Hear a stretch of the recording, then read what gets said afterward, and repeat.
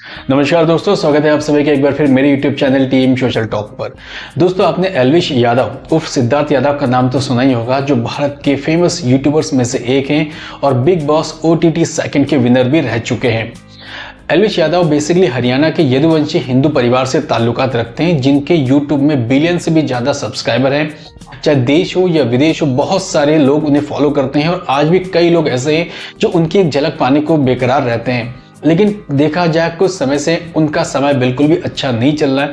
जहां एक के बाद एक कंट्रोवर्सी उनके पीछे है, तो हाल फिलहाल की कुछ घटना ऐसी हुई है जहां पर उनके साथ मुश्किलें बढ़ती हुई नजर आ रही है। दोस्तों, 3 नवंबर 2023 से पहले एल्विश यादव के सितारे आसमान पे थे। उनकी लाइफ बहुत अच्छी चल रही थी, वो अपने नेम और फेम का भरपूर एंजॉय कर रहे थे।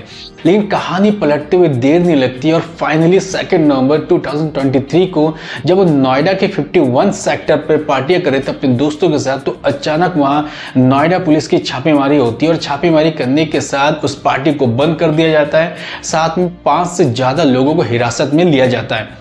जब इन लोगों को हिरासत में लेते हैं तो उनके साथ 9 सांप भी इन्वॉल्व होते हैं। इन सांपों में 5 कोबरा प्रजाति के हैं, 1 अजगर है, 2 मुंह वाले सांप है और 1 रेड स्नैक भी इन्वॉल्व है। और साथ में ये भी फाइंड आउट करते हैं कि इन लोगों के साथ 20 ml सांपों का जहर भी पाया गया है। जब इन सांपों को फाइंड आउट करते हैं तो बाद में जब इसकी जांच होती है तो पता चलता है कि सांपों के अंदर से ग्लैडिस नहीं है, यानी जहां पे सांप के जहर एकत्रित होते हैं। इसके बाद ये बातें खबरें बन जाती है और बहुत सारी बातें निकलकर सामने ये आती है कि चाहे दिल्ली NCR हो या नोएडा के 51 या आसपास के सेक्टर हो, हर रात इतनी तरह की अवैध पार्टियां चलती है जहां पर नशीली दवाई और बहुत सारी चीजों का इन्वॉल्व होता है। फिर बात आती है यहाँ पर मेनका गांधी के NGO की, जहाँ पे उनकी एक मेंबर जो उनके NGO है पीपल फॉर एनिमल की तरफ से एक शिकायत दर्ज की जाती है नोएडा पुलिस को कि इस पार्टी में सांपों का जहर यूटिलाइज किया जा रहा है, तो इसलिए इनके अगेंस्ट स्ट्रॉन्ग एक्शन होनी चाहिए।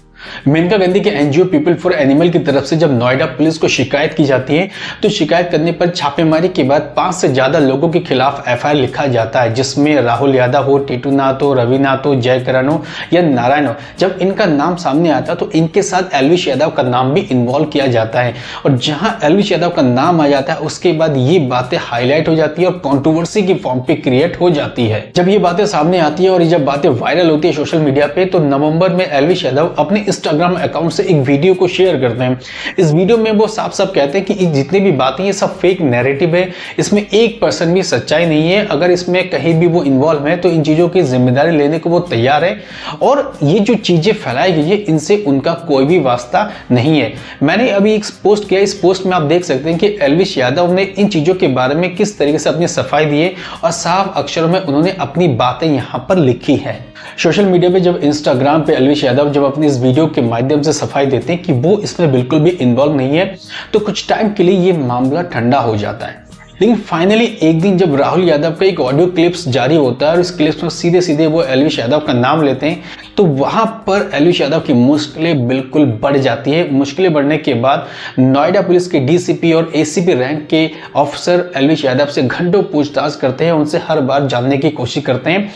और ऐसा भी एक बार हुआ है कि जब राहुल यादव और एल्विश यादव को आमने सामने बिठाकर उनसे कई बातें पूछी गई है, लेकिन हर बार एल्विश यादव ने सारे बातों को डिनाई कहा और वो कहा कि इन चीजों पर उनका बिल्कुल भी इन्वॉल्व नहीं है, ये एक तरह से फेक नैरेटिव है। जब ये मामला शांत हो जाता है तो उसके कुछ महीनों के बाद एल्विश यादव एक और कंट्रोवर्सी में फंस जाते हैं।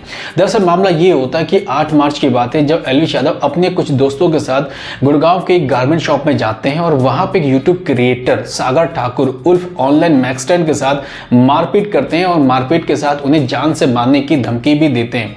इसके बाद क्या होता है कि एल्विश यादव के अगेंस्ट एक और FIR दर्ज की जाती है और FIR दर्ज होने के बाद एल्विश यादव फिर से सफाई देते हैं कि वो सागर ठाकुर के साथ उनका मारपीट का कोई इरादा नहीं था, लेकिन उन्होंने उनके फैमिली को जान से मारने की धमकी दी थी, सो दैट कि गुस्से में उनके साथ ऐसा हो गया है। ये घटना जब वायरल होती है तो फिर से इन चीजों को ठंडे बस्ते में डाला जाता है।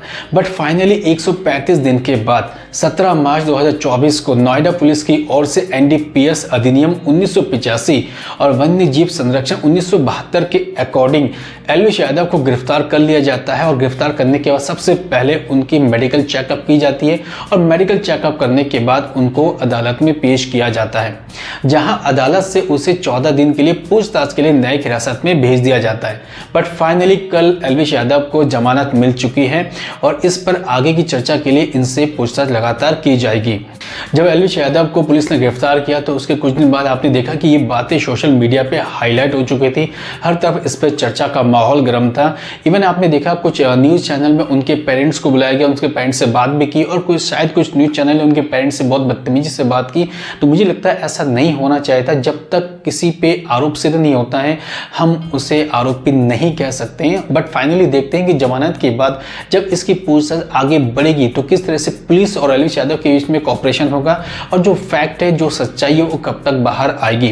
दरअसल दोस्तों NDPS जो होता है, इस देश में अगर कोई भी इंसान नशीली दवाएं हो, चाहे उसकी बेचने हो, उसकी मैन्युफैक्चरिंग हो, उसकी खेती हो या किसी तरीके से अपने कब्जे में रखते हैं तो उनके अगेंस्ट काम करती है, जो एक हिसाब से साइकोपैथिक के अगेंस्ट काम करती है। यानी कोई भी अगर सब्सटेंस आपके पास होगा तो उसके अगेंस्ट NDPS के थ्रू ही एक्ट लगाया जाता है।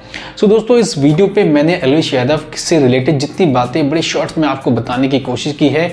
अब आपका काम है कि आप इस वीडियो को पूरा वॉच करें, अपने कमेंट्स दें और इन वीडियो को अधिक से अधिक शेयर करने की कोशिश करें।